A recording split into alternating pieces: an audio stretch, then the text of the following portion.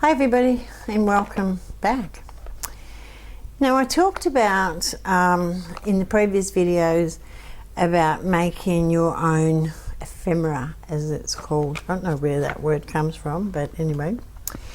So this is a collection of things that I had said I bought at a show, and these were $9.50 and they're quite tough on card, as you can see, and there's all sorts of things, and they're quite lovely actually. It's a beautiful perfume bottle. There's some butterflies in the bottom there. So I thought, why can't we make our own? And that is what I did. So I've also given you this lovely little box in the files for you to cut out. So it's just normal cardstock, and then I've used some acetate for the clear lid.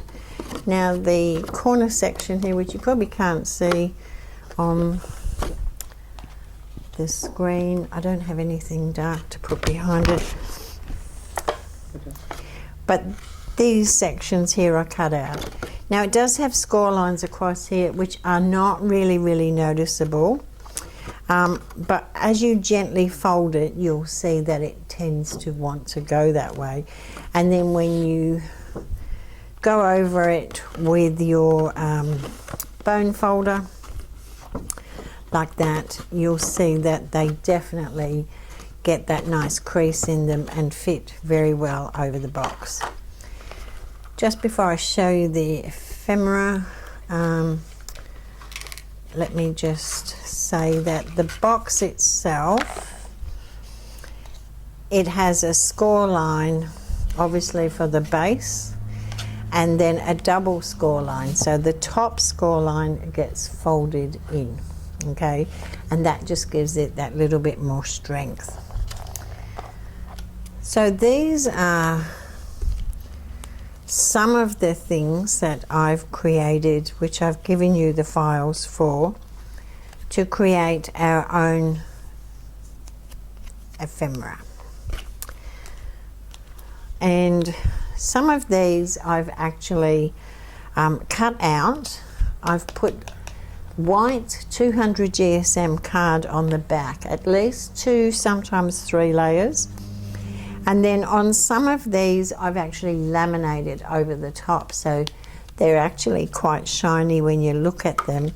If you look at that one as opposed to the one beside it, this one's quite dull, which is just paper, and this one is quite shiny. Now I would just do the 1 layer of card and then laminate. If you make them really thick and then try and laminate, they're going to be too thick to go through the laminator. And I only laminated on one side, not the other, otherwise you can't stick anything to a laminate. It just doesn't work. So put a plain sheet of paper in the back, put your cutout discs in the laminating sheet, and then just cut around them.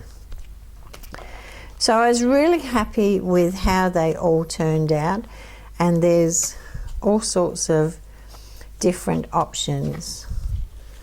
And of course you can do the same thing with anything you like. Now you can, I don't know if you can see it on here, you can go around the edge with something like your distress oxides and a small sponge to get rid of any white that's on the edge, and you can do that with any color. You can also use your alcohol markers and run around the edge if you want to. And in here as well, you'll see there's some cute little bookmarks. You could put a nice ribbon on here and give it to someone as a bookmark. This is also laminated, but that's entirely up to you if you want to do that. So some of these here are still paper, and you'll see by comparison that's quite hard. I mean, that's just bendy piece of paper, but you've got some real solidness in these with those layers of card, much like you have with these. Okay, these bought ones I think obviously are chipboard, and I did buy some chipboard, but the chipboard I got was way too thick and the cutter just wouldn't cut it. So I will be investigating that as to a different weight to see if there's a way we can use chipboard. So there's a couple here I've stuck on a card, and this card is, it's about 3 1/4 by 3 1/4, just scored, and inside there's just a little place for you to write on, and then this one here with the little birds on. So they're quite sweet. These could be gift cards. If you wanted to punch a hole in there, you could tie it to a gift. So that's those guys, and then you'll see the cards that are this size actually fit nicely in the little box too. So you could do yourself a bunch and then stick them in the box. And the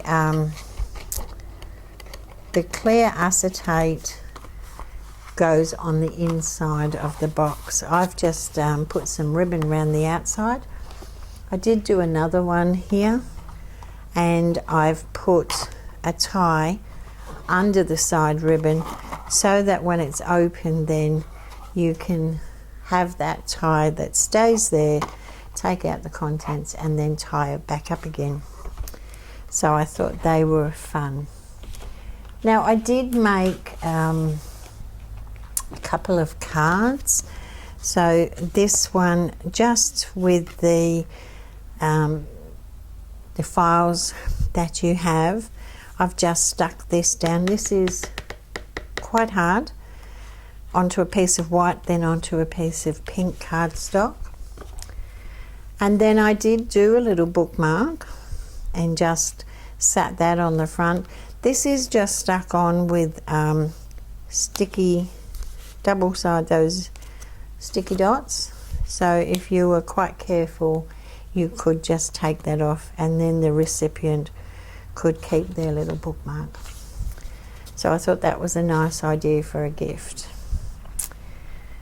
Now the last thing I have here to show you is this drawing, and this is in your download as well, so you can draw this. I have layered this onto 3 or 4 layers of card as well, and left it black and white, but of course you could colour it in if you wanted to. It's up to you. And then in a follow-up video I turned the drawing into an embroidery for those of you that have an embroidery machine, and I have stitched that out here. And if Fred could maybe zoom in on the quilting stitches here in the center, they are quite lovely. Now I basted this into my hoop on a piece of wadding and did the flowers in one color and then the quilting in another color. And then in the previous video I've explained to you how to create the quilting if you have other software, and if you don't, I've given you an SVG file that you could play around with to get an idea of quilting. I really enjoyed this, and for those of you that stitch, I think maybe I can look at some more florals that could be cards or stitches, and also some more ephemera, some different things that you might like to look at. So that's it for me. I look forward to seeing you again soon. Bye for now.